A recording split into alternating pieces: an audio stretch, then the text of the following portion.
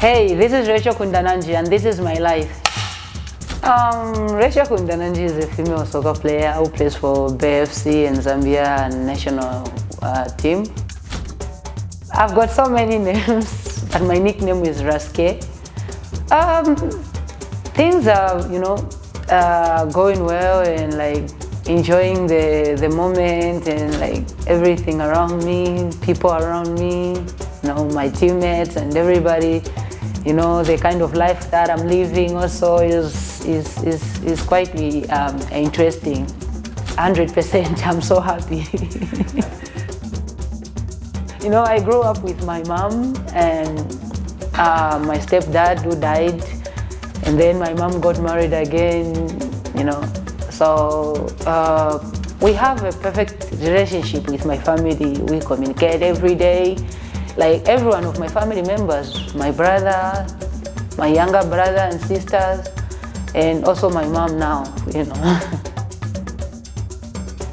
I didn't grow up in a poor family, like it was a middle family whereby we were not rich, we were not poor. Like my family was able to provide everything for us, and I enjoy playing soccer, street soccer. We call it akampombwa, which is we get like plastic bags and then we some cotton to make a ball from it, and then you start playing in the streets to just get like some pound bricks. Maybe you make small goals and then you start scoring. Maybe you'll be like each one of you have a small goal and then you'll be playing one touch, if you leave your goal they score, if you and if they score you are out, all those stuff. And like sometimes we'll play maybe versus this section and this section, you go, you make a team, you play each other, and then just like that. I was so young because I would like play around, when guys are playing who are way older than me are playing. I was like every time being just around there, trying to pick the ball when it goes far and bring to them, all those stuff, until I started joining them. But I would say I started when I was 6 because I was so young when I started. When I was watching soccer, I used to watch men's soccer. I never dreamed of women football.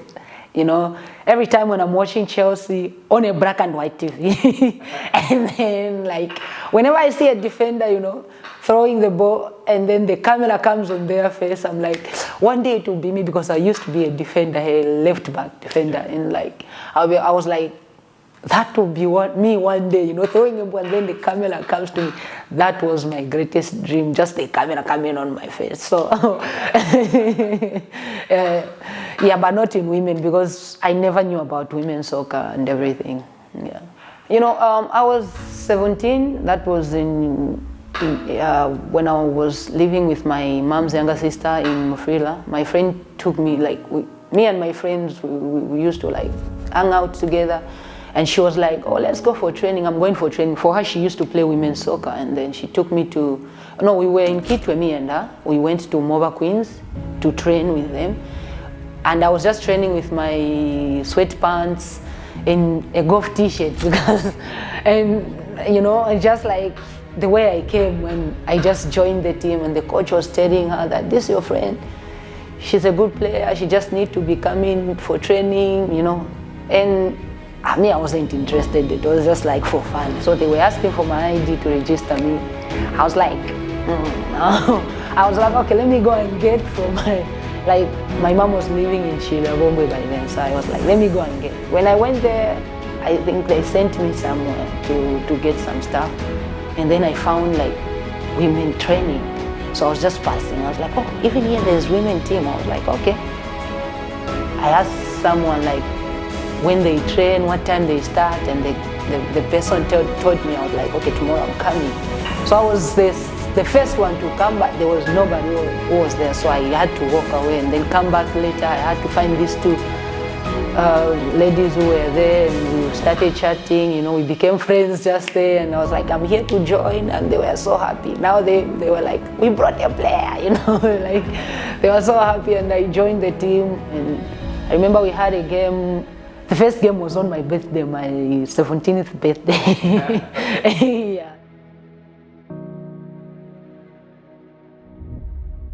one of my teammates in the national team, she was like, they came to watch, you know, they were playing for Indeni, and Indeni was the biggest team, one of the biggest team in Copper Belt, because we were playing like in provinces, you know. Yeah. So she was like, oh, coach wants a strong striker who can run, you know, and everything, and you have speed. But I was like, I'm a defender, why is she saying a striker? And then she was like, I'll talk to coach, maybe he can convert you to a striker, or if he wants, he can use you as a defender since you have speed and you have everything. I was like, okay, no problem. And then the coach called me later and told me that, get up, start off coming to Ndola right now. You have to come for trials, 1 week trials. I was like, okay, I was so happy. So I went to my mom to ask for transport. She was not around and my stepdad was around. And he gave me a 50 kwacha for transport, which I went to Ndola. And then we played the Mova Queens, the same team I trained on the first the team I trained first with. We played against them, and you know, they were kicking me around, and I started bullying them. I'll beat you, and the coach was like, this is not boxing. If you want boxing, go in the ring. This is soccer. And if you want to travel around the world, you should like work on your like you should be disciplined, not the way you are like bullying others. And I was like, so that it was ringing on my mind. On Monday when I went for training, I was just thinking about that, traveling around the world, traveling, that part was just in my mind. And I started working on my temper and everything. The second time we played against them, it was a new Kundananji, ever smiling, they kicked me, I'm just like, no, it's okay. Like, you know, and the coach was like, is this the same player who was bullying others? The coach was like, oh, since then she has changed. She has been like a new person, you know. And then the coach was like, okay, give me your ID number and everything. We'll give you a call maybe for national team, because he wanted me to go for the under 17, but they were like, no, she just turned 17, so maybe we want someone younger than I. Or, you know, under 20 by then they had no camp, so there was only the senior national team, and that's how like I went there for trials as a defender. But the coach saw how fast I was, you know, overlapping anyhow, and was like, no, you're wasting speed and strength. Come on, try number 11. And then after that, I tried number 9, and that's when he said, you are no longer a defender. If anybody asks you, you are a striker.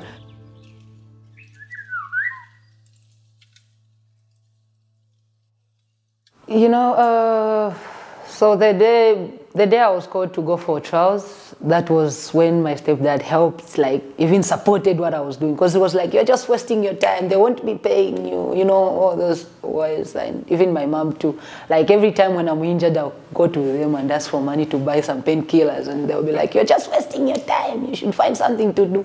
But I was just like, you know, they will say something and I'm like, it's okay, and then I go.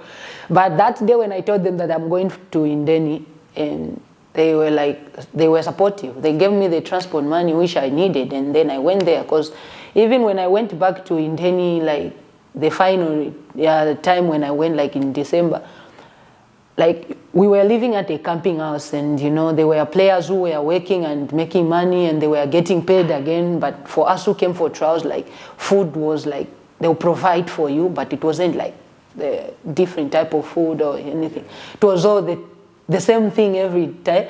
So our friends would come, you know, they buy this and they buy that. So I'll call mom and say, oh, I want this, and they'll be sending to me every time. Every time I ask for anything, they will make sure that they give me. So I would say they were supportive, you know. You know, there's this what we call 99 jobs, whereby you can do any job. You are like, you are not supposed to choose what kind of job you're going to do. For as long as you want to make something, you can like do any kind of job. Like I did several different types of jobs in Zambia. But it was just like trying. I try this, I try that, you know. Even when I started playing women's soccer also, I was like working somewhere, like just to make some money and take care of myself. When I was 16, I worked in this like bus station, and also I worked as you know, construction stuff, like doing like Then we call it in that way, you know, wherever you're just like helping the bricklayer, and sometimes I even learned how to build from there, like be helping them to build and everything. And there's a lot. I learned how to do welding, you know, welding, metal fabrication, like, you know, yeah, I learned how to do that. But yeah, a lot of stuff, because metal fab, I used to do it during when I was in Konkola Queens, because we were training like just outside the market, and then I was working inside the market. So after work, then I go for training, you know. I passed all the trials and everything. So when the list came out, I was so anxious. I called the coach from Chilabongwe. I've been called for the national team, you know, and because in many players were told to wait before they are released. For me, I wasn't considered as myself. I didn't consider myself as an Indeni player by then because I wasn't yet registered. So I was still communicating with the Konkola Queens, you know. So I had to call the coach. I'm like, I don't have transport money, I need to go. And they sent, the coach sent me his money, the one he had, and he told me, okay, go and shine. And now the same coach who told me to work on my temper called me. You've been called for national team, don't disappoint, go and do your best, you know. Because it wasn't easy to include you in this list. And I was like, okay. In my heart, I was like, because I was a defender, I'll be like, I'll tackle everything in my way for as long as I just like make it in the squad, you know. And the coach was like, you should wait. The coach from Indeni was like, you should wait. You all you go together as Indeni losses. I'm like, but my name came from Konkola Queens. How is it going to work? So around 05 a.m., you know, I just left when everybody was sleeping and went hike a car and boom, I went to Lusaka and switched off my phone for the whole day. Then it on when when they posted that I've reported for camp. So like, so that they don't say my things. And they were like, they started calling me saying, why did you go? We wanted to give you transport money. Where did you get the transport money? I explained. They were like, oh, okay, it's okay. And my friends came 3 days later, but me, I trained those 3 days because I really wanted to be in that team, you know.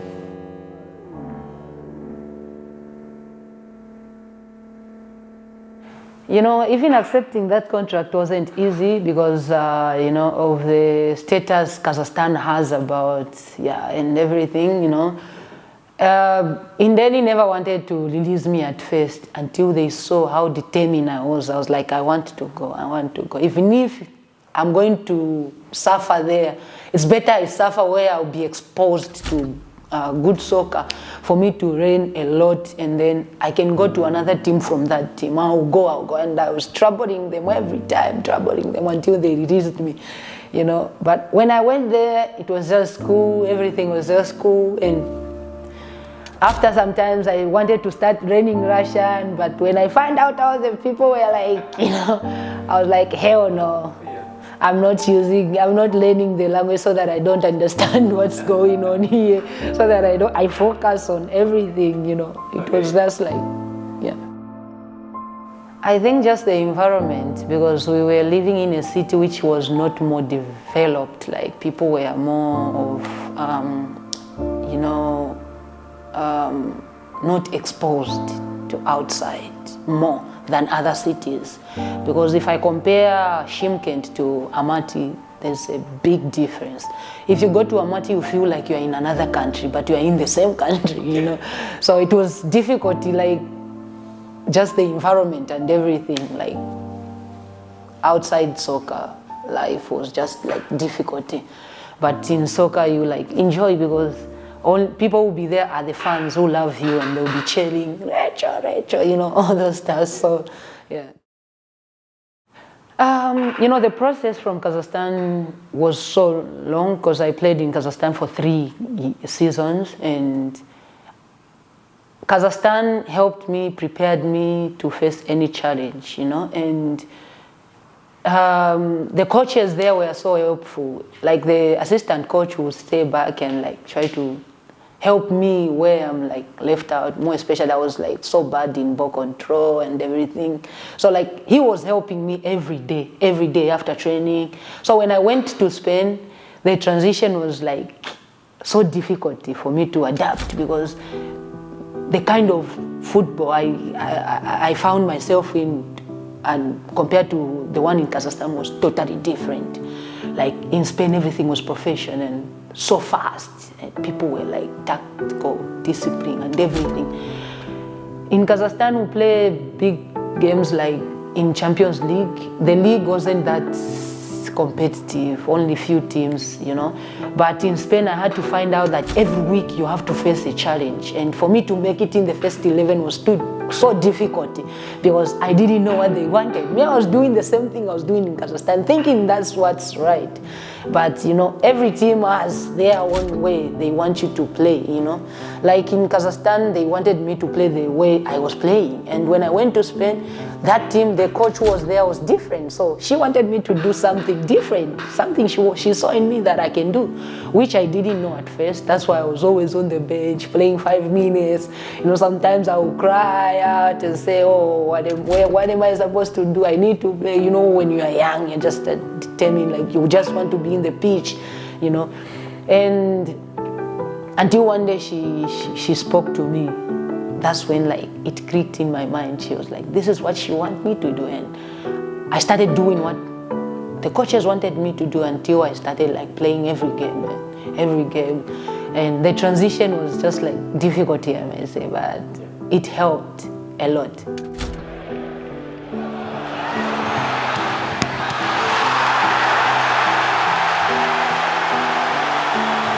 You know, I learned something, more especially when it comes to when you join a new team and you are not in the first 11, like you cannot control that, but you can do something to change that, you know.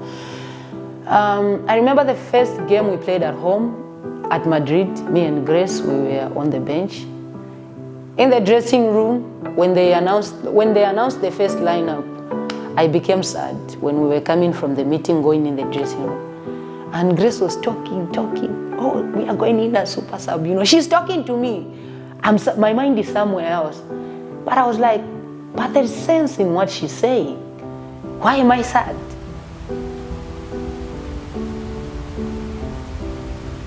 You know, game is 90 minutes. I can have 20 minutes and make a change. And then I started, you know, joking around with her. Super sub. And it came like, you know, we were just like joking around, and I started dancing to the music in the dressing room like I'm starting. Everyone was looking at me, and I'm just like having my moment. When we were on the bench, I was just praying, God, if I have a chance, please let me do my best. Let me use, even if it's 5 minutes, I'll use it, you know. And I was busy meditating when I was just on the bench and watching the game, trying to study our opponent. So when they said, Racheal, go for warm-up, I went so fast. When I went in the second half, the first time I went on the goal, I scored. The second time I scored, and then I was like, super sub, that's it. And since then, I adapted that mentality of even if I'm on the bench, even if something, bad happens or like it doesn't go my way, I have to understand that I can do something to change that, you know. But if I become sad and like, that's why sometimes if I'm sad, I'll talk to myself. If no one is talking to me, I'll be like, come on, you still have a chance. Look at the time. You still have a chance. Go on. Come on, keep on going. Hello everyone, my name is Racheal Kundananji. I'm super excited to join BFC.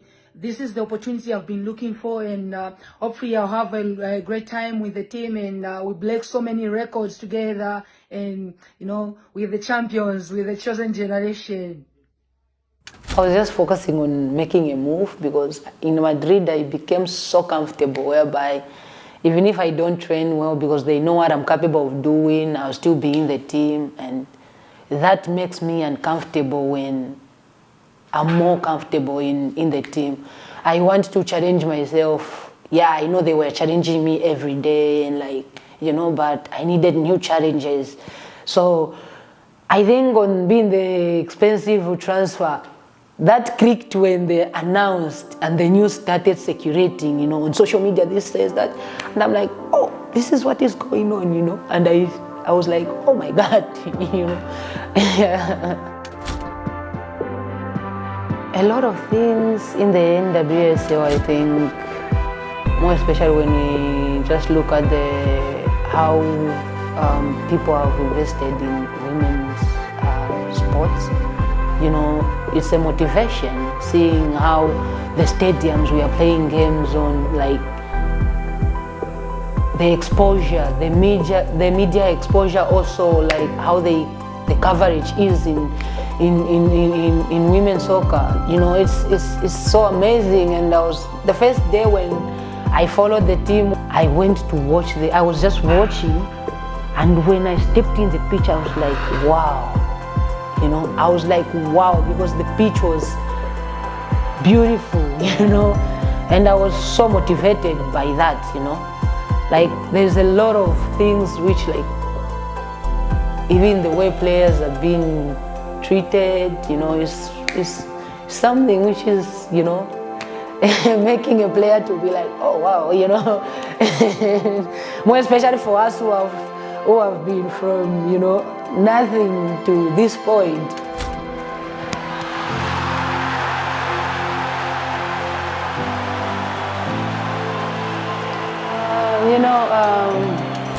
I grew up around my mom, who's hardworking, and she always told us to work hard. When she's back from work, she's tired, she'll be like, my children, you have to work hard in order to get what you want. Sometimes she'll be saying things and you're like, when you're young, just like, just like, But as time went on, I started realizing, like, the words she was saying were, like, meaningful in life. So, like, that's why I usually look up to my mom.